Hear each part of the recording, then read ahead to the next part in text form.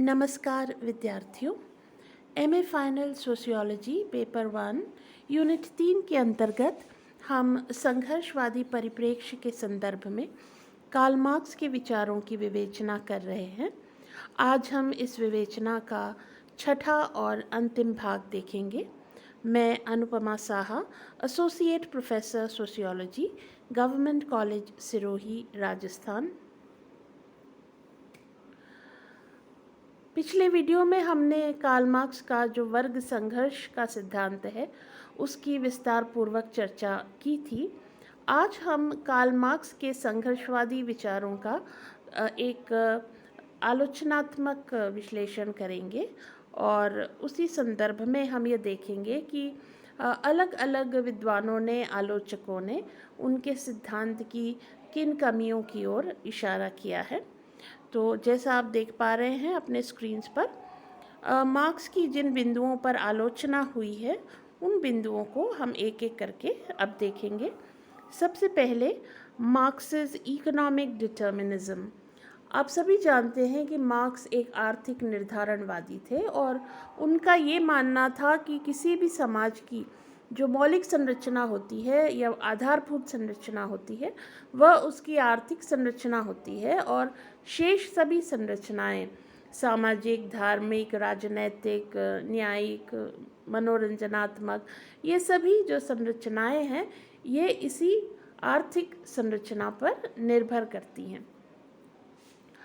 वर्गों को भी उन्होंने आर्थिक आधारों पर ही परिभाषित किया था और उत्पादन की शक्तियाँ, उत्पादन के संबंधों के आधार पर उन्होंने समाज में वर्गों के फॉर्मेशन की बात कही थी। तो जो उनके आलोचक हैं वे ये मानते हैं कि कार्ल मार्क्स ने आर्थिक तत्वों को अनावश्यक बल दिया है। ये ज़रूर महत्वपूर्ण होते हैं समाज में, लेकिन वही एकमात्र निर्धारक तत्व हों ये ज़रूरी नहीं है। बहुत से दूसरे तत्व भी सामाजिक व्यवस्था के संदर्भ में और समाज में बदलाव लाने के संदर्भ में महत्वपूर्ण होते हैं। जो मैक्स वेबर को मानने वाले समाजशास्त्री हैं विशेष रूप से, उनका यह मानना है कि जिस प्रकार वेबर ने सिद्ध किया था कि किसी समाज की जो धार्मिक विचारधारा होती है वह उस समाज की आर्थिक संरचना को तय करती है, तो उस आधार पर ये कहा जा सकता है कि हमेशा आर्थिक संरचना ही निर्धारक तत्व नहीं होती है, दूसरे कारक भी महत्व रखते हैं। तो मार्क्स का जो आर्थिक निर्धारणवाद है वह मार्क्स के सिद्धांतों को एक पक्षीय बनाता है, ऐसा उनके आलोचकों का मानना है। जो दूसरा क्रिटिसिज्म कार्ल मार्क्स का है वह है the insistence on only two classes. Marx ने हमेशा सामाजिक व्यवस्थाओं के अंदर दो परस्पर विरोधी वर्गों की बात की है। उन्होंने जो समाज व्यवस्था के विकास का इतिहास बताया है उसको भी अगर हम उठा करके देखें तो पहली आदिम साम्यवादी व्यवस्था को यदि हम छोड़ दें तो बाकी सभी सामाजिक व्यवस्थाओं में उन्होंने दो वर्गों की बात की है। तो इस बात को लेकर के भी उनकी आलोचना की जाती है। विशेष रूप से मैं फिर मैक्स वेबर और उनके समर्थक समाजशास्त्रियों का यहाँ उदाहरण देना चाहूँगी, जिनका ये मानना है कि मार्क्स ने पूंजीवादी व्यवस्था में वर्ग संघर्ष की बात कही और इसमें उन्होंने पूंजीपति और श्रमिक ये दो वर्गों की बात की है, लेकिन मैक्स वेबर कहते हैं कि पूंजीवादी व्यवस्था में केवल ये दो वर्ग ही नहीं होते हैं, और भी वर्ग होते हैं और वे वर्ग महत्वपूर्ण होते हैं और मार्क्स ने उन महत्वपूर्ण वर्गों की उपेक्षा की है। लेकिन मार्क्स यह जो उनकी आलोचना है उसको बहुत वैलिड नहीं मानते हैं और वो ये कहते हैं कि यह सही है कि समाज में दो वर्ग होते हैं, दो वर्गों के अतिरिक्त और वर्ग होते हैं, लेकिन जो डिसाइसिव वर्ग होते हैं, जब संघर्ष होता है वर्गों के बीच और या क्रांति होती है तो फिर समाज का जो है वह ध्रुवीकरण दो वर्गों में हो जाता है और बीच के जो वर्ग हैं वो या तो पूंजीपति वर्ग में शामिल हो जाते हैं या श्रमिक वर्ग में शामिल हो जाते हैं और समाज स्पष्टतः दो वर्गों में विभाजित हो जाता है। फिर मार्क्स की जो तीसरी आलोचना है वह है the complete neglect of common values, consensus and cooperation. तो मार्क्स समाज का आधार संघर्ष को मानते हैं और उनका यह मानना है कि जो संघर्ष है वो समाज की जो संरचना है, बनावट है, उसमें अंतर्निहित है। लेकिन जो प्रकारवादी सिद्धांतकार हैं मुख्यतः, वे ये मानते हैं कि समाज का आधार संघर्ष नहीं बल्कि सहयोग है। हर समाज के जो अलग अलग भाग होते हैं उनमें कुछ सीमा तक एक कंसेंसस होता है, एक मतता होती है, कुछ कॉमन वैल्यूज़ होती हैं, कुछ समान मूल्य होते हैं जिनके प्रति सबकी आस्था होती है, निष्ठा होती है, और समाज के अलग अलग अंग एक दूसरे के साथ सहयोग करते हुए सामाजिक व्यवस्था को बनाए रखते हैं। तो इस तरह से समाज का आधार जो है वह अलग अलग इकाइयों के बीच सहयोग है। समाज में संघर्ष भी होता है, लेकिन समाज में केवल संघर्ष नहीं होता बल्कि समाज में जो सहयोग है वह ज़्यादा महत्वपूर्ण होता है, वह अधिक पाया जाता है। तो इस तरह से जो मार्क्स ने जो समाज में सहयोग की बात है, समाज में जो एक मतता की बात है, समाज में जो संगठन की बात है, समाज में जो कॉमन वैल्यूज़ के प्रति निष्ठा की बात है, उसको नज़रअंदाज किया है, उसकी उपेक्षा की है, और इसलिए उनके सिद्धांत को कुछ लोग कमज़ोर मानते हैं या उसे इस सिद्धांत की कमी बताते हैं। फिर अगली आलोचना पूंजीवादी व्यवस्था में the state of the workers, मतलब श्रमिकों की जो स्थिति है उसको लेकर के मार्क्स ने जिस तरह का विश्लेषण प्रस्तुत किया है उसको लेकर भी जो समाजशास्त्री हैं उन्होंने आपत्ति प्रकट की है। उनका ये कहना है कि मार्क्स ने मज़दूरों की जिस स्थिति का चित्रण किया है वास्तविक स्थिति वैसी नहीं है। यद्यपि यह सही है कि आर्थिक विषमताएं हैं पूंजीवाद में, यह भी सही है कि मज़दूरों का कुछ सीमा तक शोषण भी होता होगा, लेकिन यह कहना कि उनकी स्थिति अत्यंत दयनीय होती है या उनका एक तरह का अलगाव होता है व्यवस्था के साथ, इस तरह की स्थिति नहीं होती। अल्थुज़र जो एक अपने आप को नव मार्क्सवादी कहते हैं, उन्होंने तो यहाँ तक कहा है कि आधुनिक पूंजीवादी व्यवस्था में श्रमिकों ने भी इस व्यवस्था के साथ समायोजन किया है और वह पूंजीवाद के विरुद्ध नहीं रहे हैं। मजदूरों के संगठन उत्पन्न हो गए हैं, मैनेजमेंट में, प्रबंधन में श्रमिकों की भी भागीदारी है, बहुत सारे कानून, बहुत सारी नीतियाँ श्रमिकों के हित के लिए बनाई गई हैं। तो इस तरह से यह कहना कि पूंजीवादी व्यवस्था में सारे नियम कानून केवल पूंजीवादियों के हित के होते हैं और श्रमिकों का केवल शोषण होता है, तो वह वैसी स्थितियां वास्तव में नहीं हैं। तो इसलिए वह कहते हैं, और यही कारण है कि हम देख रहे हैं कि पूंजीवाद में कभी भी किसी भी पूंजीवादी समाज में या किसी भी पूंजीवादी देश में हमने अभी तक कोई श्रमिक क्रांति उस रूप में नहीं देखी जैसे कि कार्ल मार्क्स ने प्रिडिक्ट की थी। तो वो कहते हैं उसका कारण यह है कि श्रमिकों की वैसी दयनीय स्थिति नहीं है जैसी कार्ल मार्क्स ने अपने राइटिंग्स में या अपने लेखों में बताई है। इसके बाद अगली आलोचना जो है वह द स्प्रेड ऑफ कैपिटलिज्म यानी पूंजीवाद के प्रसार को लेकर के है।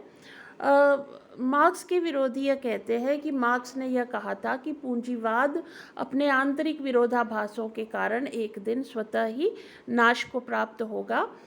जो श्रमिक वर्ग है उसमें चेतना पैदा होगी, वर्ग चेतना पैदा होगी, वे संगठित होंगे और संगठित होकर के इस व्यवस्था के विरुद्ध निर्णायक क्रांति करेंगे और श्रमिक क्रांति के परिणाम स्वरूप पूंजीवादी व्यवस्था का नाश हो जाएगा।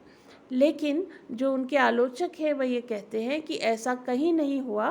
दुनिया के अलग अलग देशों में समाज कहीं हमने श्रमिक क्रांति नहीं देखी और पूंजीवाद जो है उसका प्रसार हो रहा है।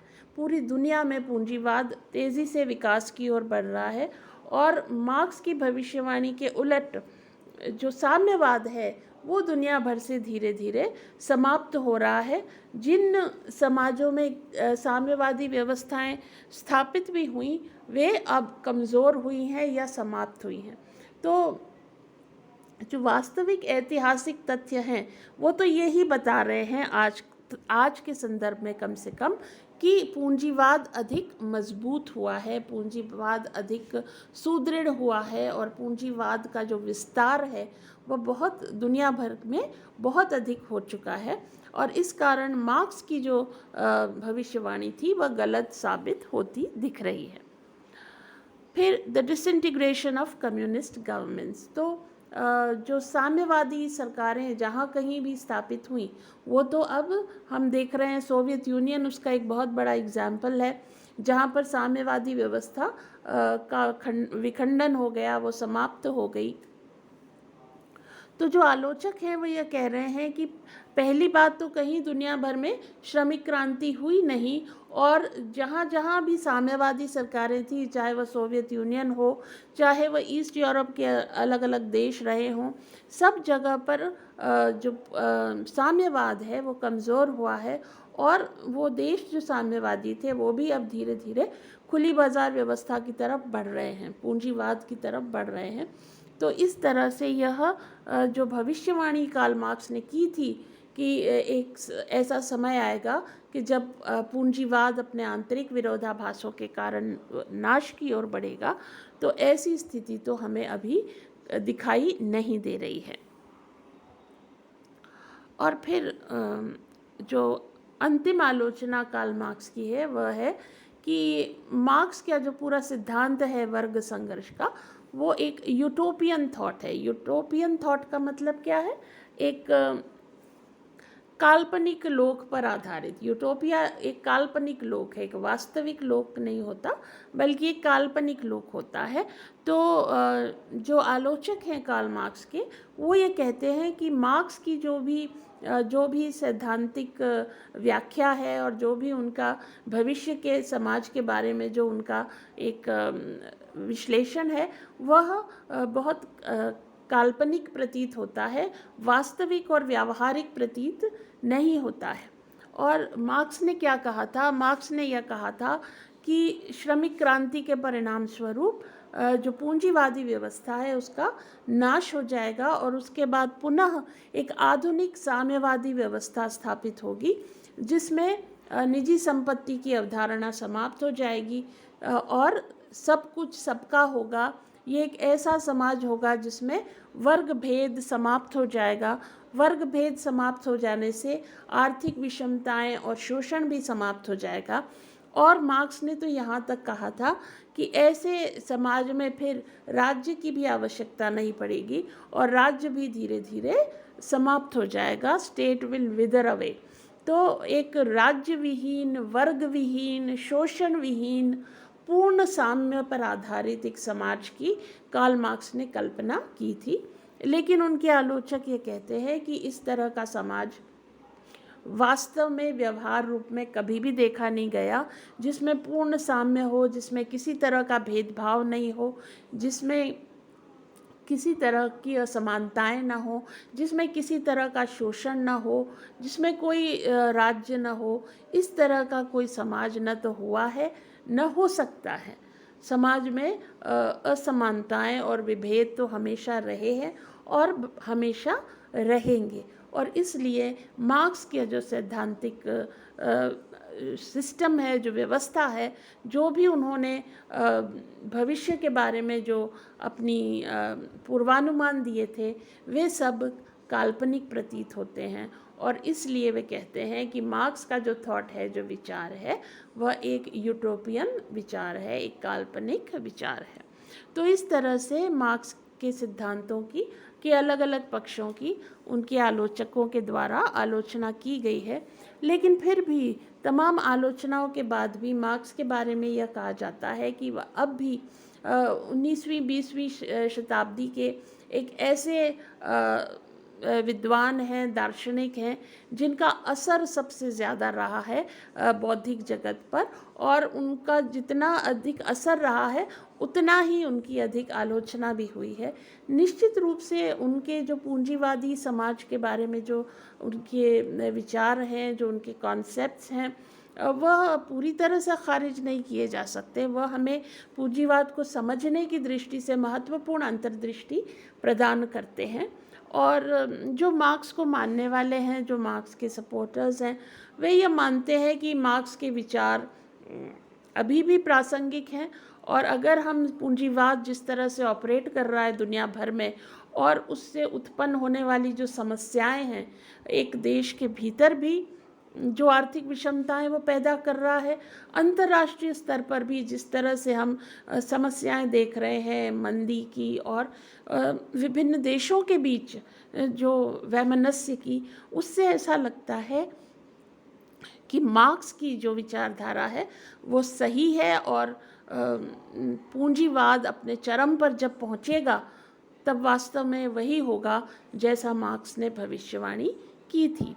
तो इस तरह से मार्क्स के फॉलोअर्स जो हैं वो मार्क्स में विश्वास रखते हैं। जो मार्क्स के आलोचक हैं वो मार्क्स के सिद्धांतों की कमियों को सामने लाते हैं। तो एज स्टूडेंट्स आप सभी इस बात को अपने स्वयं के विश्लेषण के आधार पर तय कर सकते हैं कि मार्क्स कहाँ तक सही हैं और क्या उनमें कमियां हैं। तो मार्क्स के संदर्भ में हमें इतना ही पढ़ना है। मुझे उम्मीद है कि जो भी आप लोगों को जानकारी दी गई वो आपको उपयोगी लगी होगी। हम कंटिन्यू करेंगे और सिद्धांतकारों का जो योगदान है संघर्षवादी परिप्रेक्ष्य को, उसकी चर्चा के साथ। आप सभी का बहुत बहुत धन्यवाद।